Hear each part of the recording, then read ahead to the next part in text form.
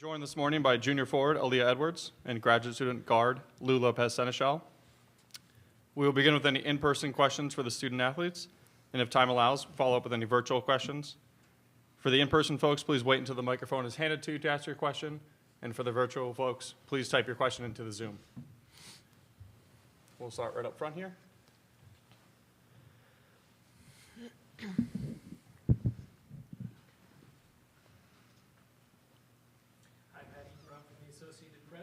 For both of you, most teams by the time the NCAA tournament rolls around have long had, the lineups, the rotation, the culture of the team all set, and you guys are adding have added two key cogs late in the season. How has that changed the dynamic of this team? And how do you think you guys are doing in terms of figuring out minutes and rotations and how everyone's going to help everyone else out during the tournament? Yeah, I think, going into the Big East tournament, we had our full team, all 10 players, so it was great to kind of play through those rotations and to kind of get everyone adjusted and everyone back into the lineup. I think just going into tomorrow, we're just going to go with the same mindset of just being competitive. There's going to be different lineups. There's going to be different rotations, but it's something that we're not used to, nothing that we haven't practiced before. Yeah, I think she said it all, but throughout the whole year, we were used to, face different situations, and I think that we adjusted really well towards the biggest tournament, and I think now our mentality is just to have the same mindset that we had during that biggest tournament and bring it to the NCAA tournament. Hi, Paul Llewellyn from Hearst, Connecticut. Can you talk a little bit about this 10-day break and how beneficial it's been, physically, emotionally, mentally, and have you been able to sort of, check out a little bit and, recalibrate? Yeah, I think it was definitely needed. We needed that time, for ourselves. I think we were focused on the team, on, who we really are, and work on us mainly during those 10 days to be able to, play tomorrow the right way and how the UConn team normally plays. Like we said, we want to bring the same team that we had during the biggest tournament. So I think those 10 days were beneficial to us. And just, as you say, physically, mentally, it was needed. Hi, Beth with ESPN. Can you guys describe the feeling of having AZ back and as a team sort of being almost as complete as you can be, and what that means just to have her out there and how significant it will be as she gets stronger and stronger? Yeah, it's great to have AZ back. I think that she brings and provides a lot for our team, both offensively and defensively. To have her back in the rotation opens up the floor for many of us, and it allows us to see more and get more advantages off the other team's mistakes and off of our offensive flow. So I think she just brings a lot of energy and a lot of offensive and defensive threat to the team. Can you guys describe the identity of this team, especially after what you went through?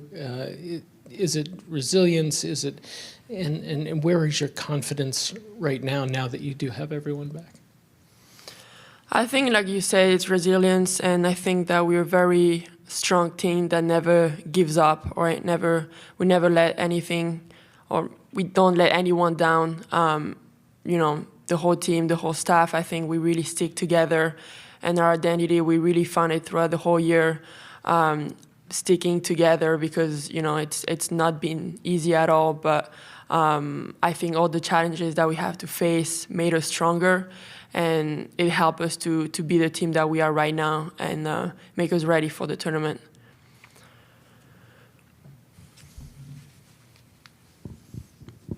A year ago, you were playing for a mid-major against a highly ranked team. How did you approach it when you were on the other side? It was definitely a different approach. It was my first time being in the NCAA tournament. For me, first, it was just really exciting. It was something that the team haven't done in 20 years. So I was just trying to enjoy the moment, enjoy the whole experience. And we had nothing to lose, you know. We were the underdog, and we were facing one of the best team in the country at that time. So we were just going there, trying to do our best. We gave it our best shot, but I think that I personally approach it as something that I don't know if I was gonna leave again. And fortunately, you know, by coming here, I'm lucky enough to be able to live this experience again, and hopefully make it further. But you know, just enjoying the whole experience with the teammates. It's something that I'm gonna do it again this year. Pat Edenroth with the Associated Press. Geno, by this time of the year, most teams have their identity set, their rotation set. You guys have just added 2 key cogs late in the season. How has that affected all of that and your identity, the rotations, and what you expect for the tournament? Well, obviously, it changes things. As I said earlier this week, you know, in the Big East tournament, we added Caroline and AZ for the most part. And the last day, we lost Aubrey. So, you know, Aubrey hasn't had a chance to practice until yesterday. So, hopefully she'll be, you know, 100% come tomorrow, or close to it anyway. But it does change, you know, how you go about your rotation. It does change the number of minutes that people play, and it can have an effect on the chemistry and the fluidity. But it's a good problem to have, right? It's better than the other alternative.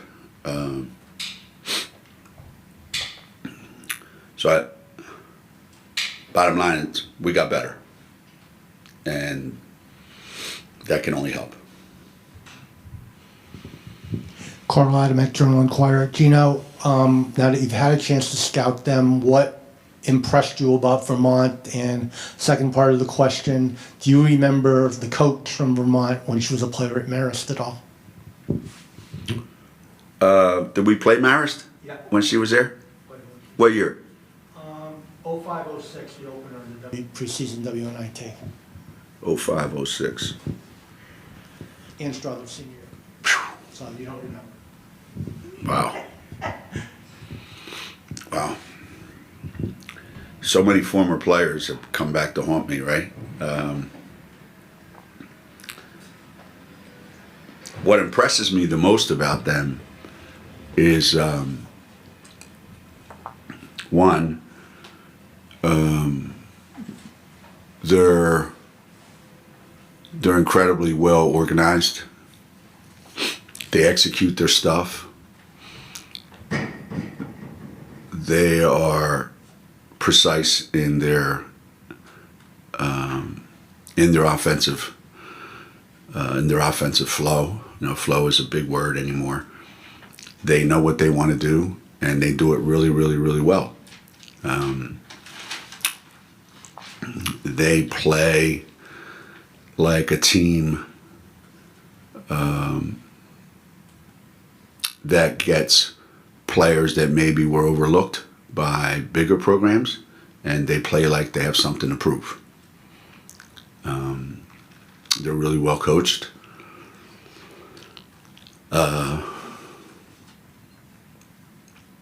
You know, what I've seen so far, I really, really like. They remind me of some of the teams in our league.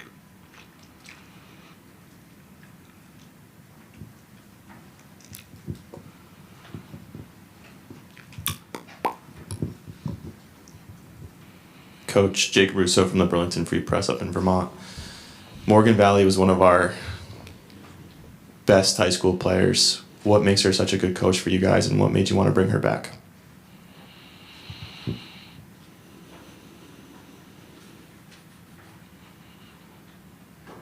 Well, after she won the last game of her first year as a coach, to go 1-27 or something, I felt like she had gotten over the hump. I felt so bad for her being caught in that environment, because she's too good a coach to be in an environment like that. You know, everywhere that she's been around the country, she's had a huge impact on their program. And you know, when Shay left and we needed a replacement, I couldn't think of anybody better. You know, she knows the school, she knows our program, she knows the kind of kids we want. She completely buys into the philosophy that we have here, obviously, since she played here, and played here during some iconic times with legendary players. So her view of the game, because of her experiences outside UConn, add a lot. And I think, you know, there's another opportunity in the future for her as a head coach.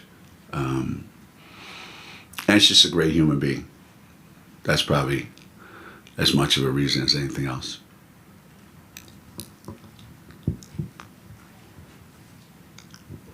Lila Bromberg for Hartford Current. Vermont is top 10 in the country in scoring defense. What, has stood out about their defense? And also, can you touch a bit more on, why they look to you like a lot of the teams in the Big East?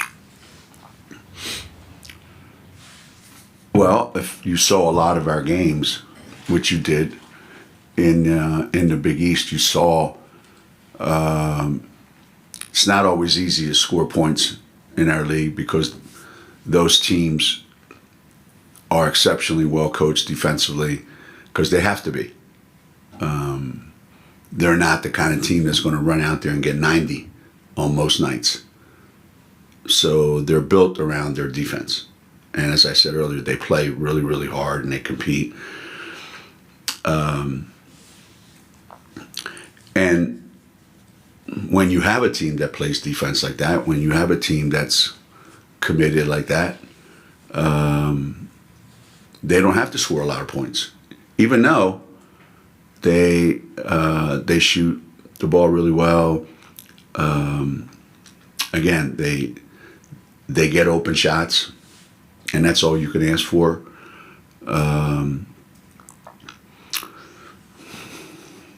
If you look at them on film and take away the Vermont jersey, you would say,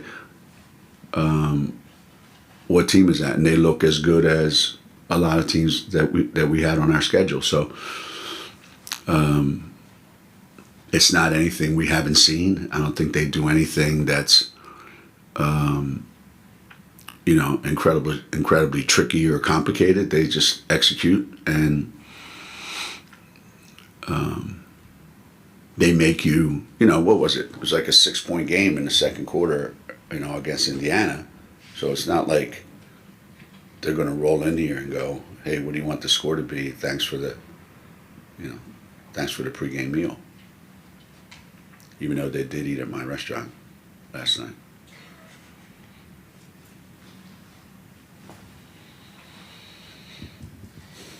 Geno, barring the pandemic years, of course, the trend seems to be attendance up, TV ratings up for women's college basketball.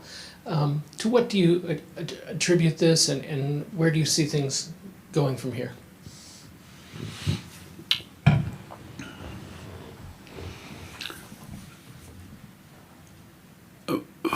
That pandemic era, the year of and the year after, I think there was so much apprehension about going out in public and the hassle of going into an arena, and people just being held hostage in their own homes.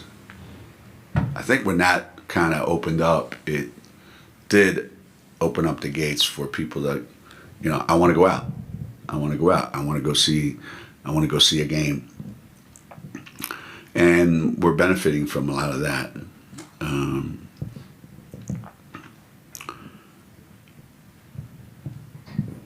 TV ratings are up. I know ours are up. They're the highest they've been since SNY took over our TV rights. which means people enjoy watching close games. They like the fact that there's some semblance of uncertainty over who's going to win. And there's been so many changes in the top 10 all year long, right? Teams are in, they start out at the top, they go out, they come back in. And I think all that creates a level of excitement, you know, people want to get in. Where do I see it going from here? Well, I think the NCAA, I think the women's basketball committees have a decision to make. Do they want to improve and keep getting better, or do they want to stay the same and revert back to where we were years ago? And a lot of that's going to involve how the game is officiated, how the game is allowed to be played. And this is coming from, you know, a coach who we had the best defense in the country for like 10 years in a row.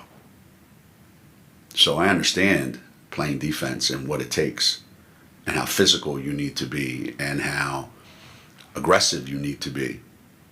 So I'm not complaining about how the game is being coached or how the game is being taught or played. I think the NCAA, the basketball committees have to be very clear with the officials. This is what we're going to call, and this is what we're not going to call. And what are your priorities? And if your priorities are, we want scoring to be up, we want fouls to be down, we want movement on the court, then you have to make those rules and then you have to enforce them. If you're saying it doesn't matter, then say it doesn't matter. And don't leave it up to each conference to decide this is how we're going to play. I think that's the biggest issue going forward. You know, baseball wanted more scoring. They brought the fences in. They lowered the mound.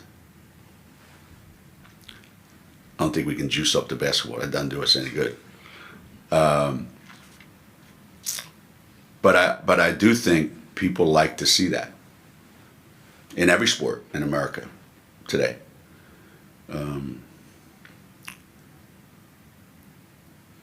You have to understand that the players coming out of high school are different than they were 20 years ago, 15 years ago. They're more skilled than they've ever been in some ways. It's funny, today, 2023 is Paige's junior year.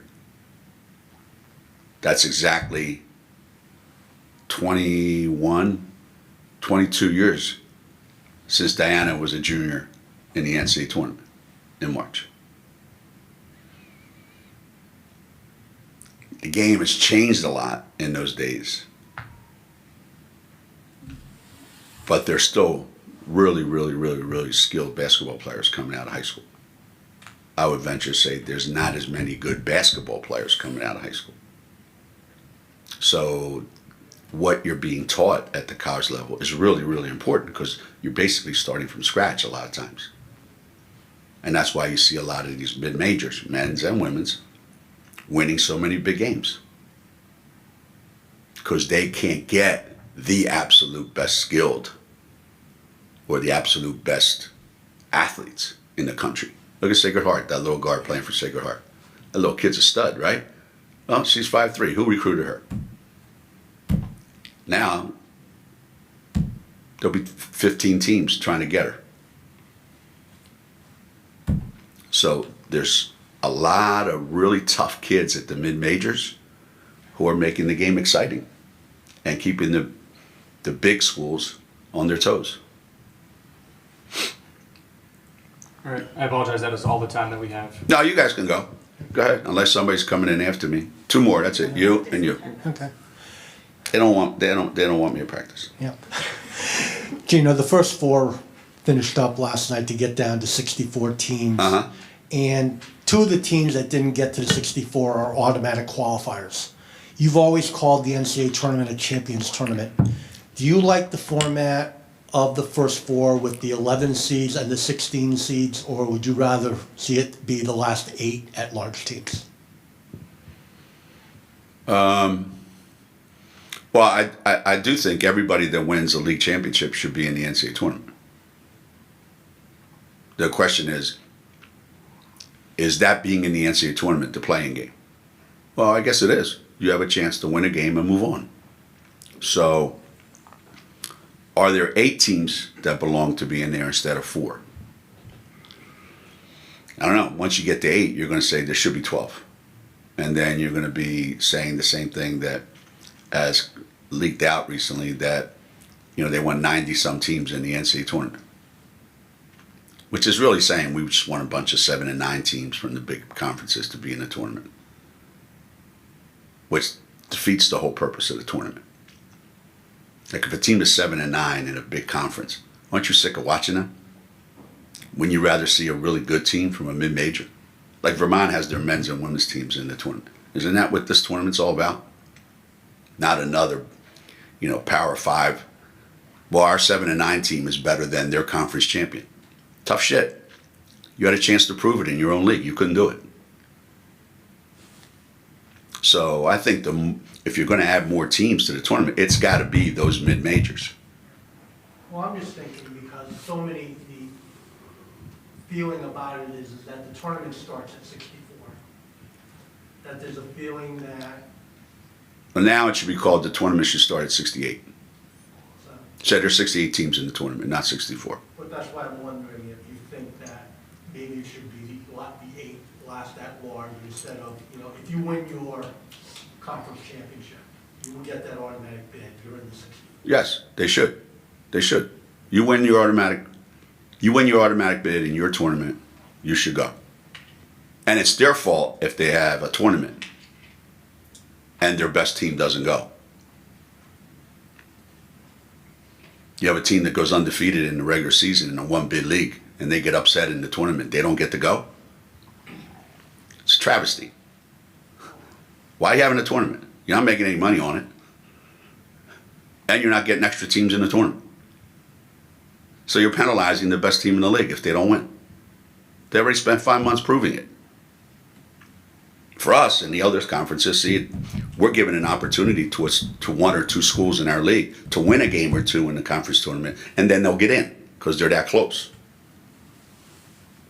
So they could help themselves a lot more by not having a tournament. Geno, Aaliyah was named a 3rd-team All-American this week. What are your thoughts on just seeing her being recognized at that national level, and what do you want her to focus on most during the tournament? Well, I think she deserved that and more, maybe, the way the season went and what we had to deal with, the amount of changes in our lineup and going through periods where there was, very little production from our guards and all the, all the weight of scoring fell on her and Dorka, to a certain extent. So I think it was well deserved, and she probably could have gotten more. I think the biggest thing for Aaliyah now going forward is what is it that you feel like you can do to get to that next level where you're looked upon as a first-team All-American? What is it? Because you probably know what it is. The kids always know what it is. They don't like to admit it. What's that line? The truth will set you free, but it hurts like hell in the beginning, right? So sometimes you just have to be honest and say to yourself, okay, what do I have to get better at? And every kid that I've ever had here that's become an All-American, that's what they did. They went home and they figured out, all right, I'm at this level. What do I have to get better at to get to the next level? And they do. Whether you want to be a better shooter, or you want to be a better defender, or you want to be, a more dominant post player, whatever it is. Because Aaliyah is very, very good at a lot of things. Now it's going to turn out to be, what am I willing to do to become great at one of those things? You know, Gabby became a great defender and guarded everybody on the floor and made first team All-American. Stephanie Dolson became the best passing big man and the best defensive big man in America. So there's got to be something that you can have that's better than anybody else's. And she's really, really close, and now that's the next step for her.